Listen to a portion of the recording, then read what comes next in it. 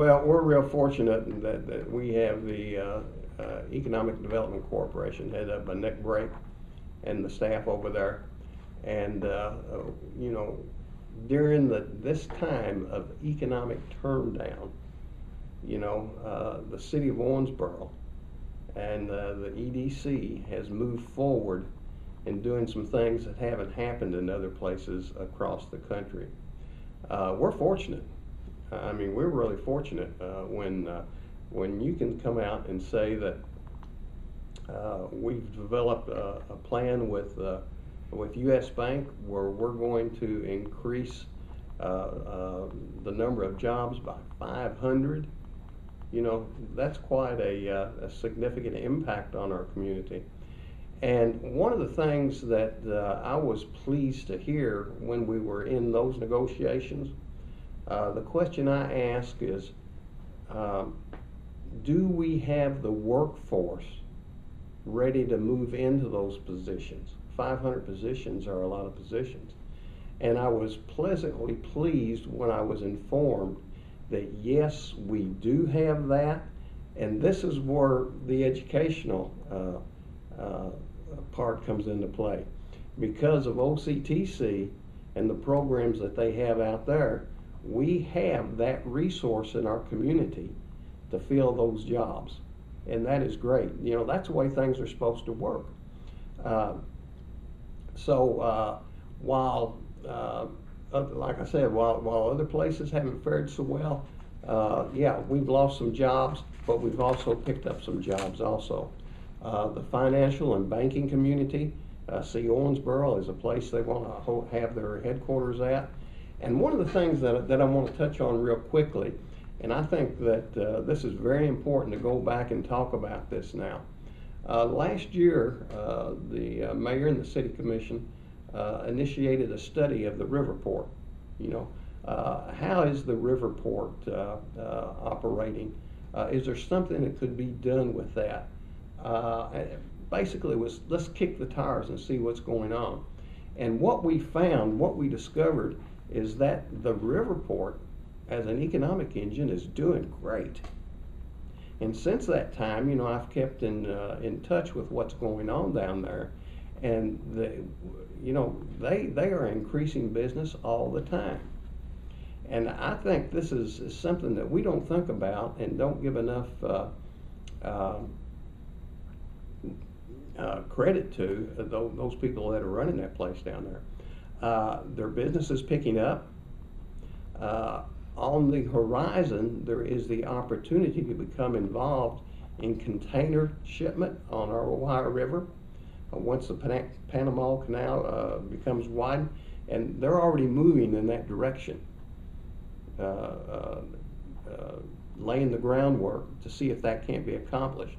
And then the inroads they're making with the airport, you know, this is a boon to us. And so I think they're moving in the right direction because we're talking about river traffic, we're talking about air traffic, and with the building of new roads, we're also talking about road traffic. So in the next, well, I can't put months or years to it, but in the future, I think you're going to see an impact on that, on what they're doing down there. Also, the EDC has been moving with Madison Silver and the Emerge, what is that? Slipped my mind right now. Emerging Ventures. Emerging Ventures, you know.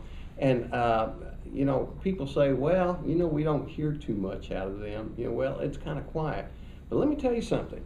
We are right on the verge. We are right on the edge of something happening in that little incubator, you know. And, you know, we're connected with bioprocessing now. And bioprocessing, they've got government contracts from U.S. military. And we are situated where once that dam breaks, I mean, water could just start flowing through that break like nobody's business. And it's easy to lose sight when you don't hear what's going on in economic development. But we can't lose sight that we've got to continue on to push, and we're right at the edge. And if that water ever gets high enough and comes over, I think we're going to see a significant change in those things right there. It's important to remember that as we continue to work for the big factories, that everybody else in this nation is going after them also. And the days of the big box factory, are diminishing. We've outsourced our jobs. Now, in the future, is manufacturing going to return from China to the United States? From what I read, there is the possibility that with the higher wages in China, with workers' rights becoming an issue, that some of those manufacturing jobs could be coming back to the United States of America, which is good news from where I sit. But we, along with every community in our nation, are going after those jobs. But realistically, what are our chances of getting something like that? Percentage-wise, who knows? It's probably very low. That's why it's very important that we continue to support our small business people, because as you well know, I'm preaching to the choir here. Most people are employed by small businesses. And if it wasn't for the small businesses, our community would fail to function as it should.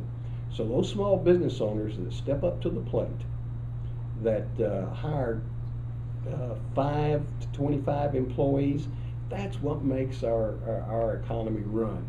And so we've got to pay more attention to those. I'm just excited over our Chamber of Commerce. We have a very active Chamber of Commerce in our region, and their interaction with our businesses in Owensboro and Davis County and the area is just great. So I'm enthused. John, let me follow up real quickly on that. One of the things, and you're the second interview that we've done, and I'm sure we will hear candidates come in and say this over and over again. One of the things you always hear candidates say is, I'm going to work for better jobs. Realistically, what is the role of you've talked about EDC, chamber, all this. What's the role of a city commissioner in that? When somebody says, I'm going to bring better jobs, realistically, what can a city commissioner do? Yeah, and I think the role of a city commissioner and a city commission is to work to create the benefits like we did with U.S. Bank, to afford them tax breaks, to help them build a new building, to work through the legal alleys that we have to go through, where U.S. Bank wanted to come to this community and build a building and employ people. So the job of a city commissioner, as I see it, is making not making it difficult, because you know how it is when you get in there with the lawyers and jumping through the legal hoops, but making it advantageous for businesses to come to our community, where they know they're going to be able to work with city government, and city government is going to do everything it can to bring their organization to Owensboro, as far as tax breaks, relocation, the way it treats its employees, and create a standard of living that management and employees want to live. So that's the role of city government. Is it important that we be involved in going out and looking for other businesses? Sure, if that's possible. But that's why we've hired people like Nick Brake in that organization, and the last couple of years, Daryl Hickenbottom set as president of that board, and they've done an excellent job.